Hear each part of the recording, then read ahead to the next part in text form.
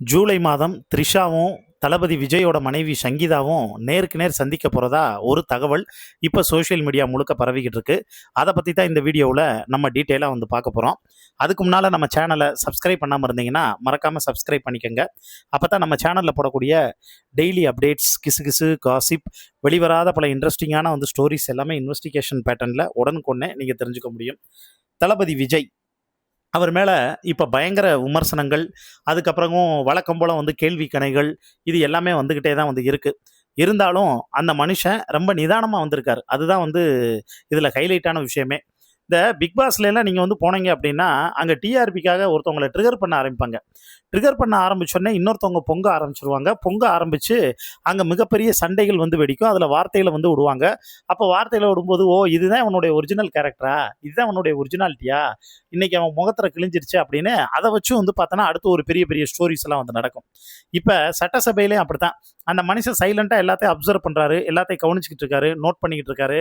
ஆனால் பதில் எதுவும் வந்து பேசாமல் வந்திருக்காரு. ஏன்னா கல்வி அமைச்சர் ராஜ்மோகனும் அதுக்கப்புறம் அப்பப்போ ஆதவ அர்ஜுனா, அருண்ராஜ் இவங்க தான் வந்து பேசிக்கிட்டே இருக்காங்களே ஒழிய அந்த துறை சார்ந்த அமைச்சர்னு வந்து வரும்போது, இப்போ சட்டம் ஒழுங்குன்னு வந்து வரும்போது தளபதி விஜய் எதுவுமே வந்து பார்த்தோன்னா வாயை திறந்து வந்து பேசாமல் சைலண்டாகவே வந்து பார்த்தோன்னா இருக்கார்.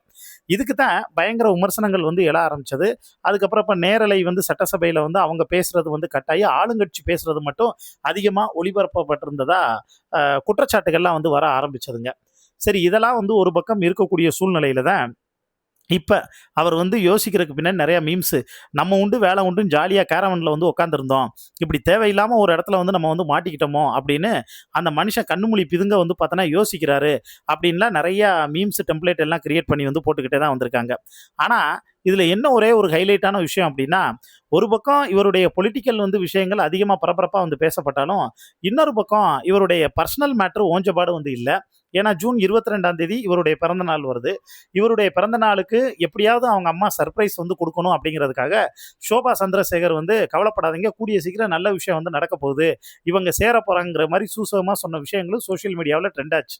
அதுக்காக எஸ் சந்திரசேகரும் அவரோட மனைவி ஷோபா சந்திரசேகரும் கிளம்பி லண்டனுக்கு வந்து போயிருக்கதாகவும், லண்டனில் அங்கே சங்கீதா கிட்ட வந்து எப்படியாவது வந்து கூப்பிட்டு வரணும்னு பேச்சுவார்த்தை நடத்தினதாகவும், அவங்க அப்பா அம்மாட்ட பேச்சுவார்த்தை நடத்தினதாகவும், அவங்க அப்பா அம்மா கூட வந்து பார்த்தீங்கன்னா ஓகேன்னு வந்து சொல்லி சம்மதிச்சாலும் சங்கீதா வர்றதுக்கு வந்து சம்மதம் இல்லை அப்படிங்கிற விஷயத்துல ரொம்ப தெளிவாக வந்து பார்த்தோன்னா இருக்கிறதாகவும் வந்து சொல்லப்பட்டதுங்க. இதில் ஒரு ஹைலைட்டான விஷயம் என்ன அப்படின்னா, த்ரிஷாவும் சங்கீதாவும் ஏன் எப்போ சந்திக்க போகிறாங்க அப்படின்னா, இப்போ ஒரு டாக் வந்து ஓடிக்கிட்டு இருக்கு. அதாவது ஜேசன் சஞ்சய்க்கு ரொம்ப மெச்சூர்ட் ஆகிட்டாரு, அவர் வந்து அவங்க அப்பாவை ஒரு சிஎம்மாக தான் வந்து பார்த்தோன்னா பார்க்குறாரே ஒழிய அப்பாவை வந்து பார்க்கல. அதனால இப்போ அவருடைய ஃபங்க்ஷன் சிக்மா, அதாவது ஜூலை 31ஆம் தேதி அவருடைய படம் ரிலீஸ் ஆகுது, ஒரு சிஎம்மாக வந்து இன்வைட் பண்ணுறது மாதிரி கண்டிப்பாக அவங்க அப்பா வந்து இவர் வந்து இன்வைட் பண்ணுவார். ஆனால் அப்பாவா இன்வைட் பண்ண மாட்டார், ஒரு சிஎம்மை வந்து இன்வைட் பண்ணுற மாதிரி பண்ணுவார். அப்படி ஒரு சூழல் வந்து வரும்போது கண்டிப்பாக த்ரிஷாவையும் வந்து பார்த்தோன்னா இன்வைட் பண்ணுவார். த்ரிஷாவும் கூட வர்றதுக்கான பாசிபிலிட்டி வந்து நிறையா இருக்குது. இன்வைட் பண்ணுறாரா இல்லையோ, கூட வர்றதுக்கான பாசிபிலிட்டி வந்து நிறையா இருக்குது. அட் த சேம் டைம் லண்டன்ல இருந்து தன்னோட பையனை அதாவது டைரக்ட் பண்ண படம் சிக்மா வந்து பார்த்தீங்கன்னா ரிலீஸை பார்க்கணுங்கிறதுக்காக சங்கீதாவும் லண்டன்ல இருந்து வந்து கிளம்பி இந்தியாவுக்கு வரப்போகிறதா ஒரு தகவல். அவங்க இப்போ எல்லாத்தையும் வந்து மறந்துட்டு பிஸ்னஸில் மட்டும்தான் ஃபுல் ஃபோக்கஸ் பண்ணுங்கிறதுல ரொம்ப தெளிவாக வந்து இருக்காங்க. அதனால தான் அவங்க வந்து சொல்லிட்டாங்க, இனிமேல் அவரை பற்றி வந்து என்கிட்ட பேச வேண்டாம், நான் அவரை மறக்கணும்னு நினைக்கிறேன், அவங்க சாவுகாசமும் சங்காத்தமும் வந்து வேண்டாம் அப்படிங்கிற ரேஞ்சில் இவங்க தெளிவாக வந்து பார்த்தோன்னா வந்து சொல்லிட்டாங்க. இப்போ சங்கீதா வந்து ஒரு பக்கம் வந்து சொன்ன ஆரம்பித்தாலும் ஆகஸ்ட் 7ஆம் தேதி கோர்ட்டில் வந்து பார்த்தோன்னா ஹியரிங் வந்து நடக்குது, அதுக்கு கண்டிப்பாக நேரில் வந்து ஆஜராகணும் அப்படின்னு வந்து சொல்லியிருக்காங்க.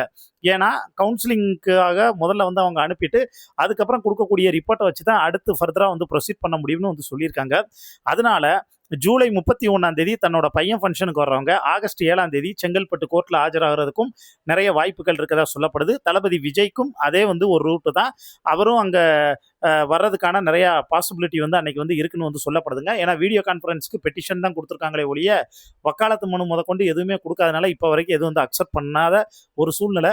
த்ரிஷாவும் சங்கீதாவும் இப்போ நேருக்கு நேர் வந்து பார்க்கும்போது என்ன நடக்க போகுது, இல்லை ஏதாச்சும் பிரச்சனை வந்து ஏற்படுமா, இல்லை அதுக்கப்புறம் அந்த 1 வீக்கில் ஒரு சொல்யூஷன் கிடைக்குமா அப்படிங்கிற அந்த பரபரப்பு தான் இப்போ தமிழ்நாட்டில் வந்து பார்த்தோன்னா தொத்திக்கிடுச்சு அப்படின்னு வந்து சொல்லாங்க. இதை பற்றி உங்களுக்கு தோணக்கூடிய கருத்துக்களை மறக்காமல் கீழே இருக்கக்கூடிய கமெண்ட் பாக்ஸில் மென்ஷன் பண்ணுங்கள்.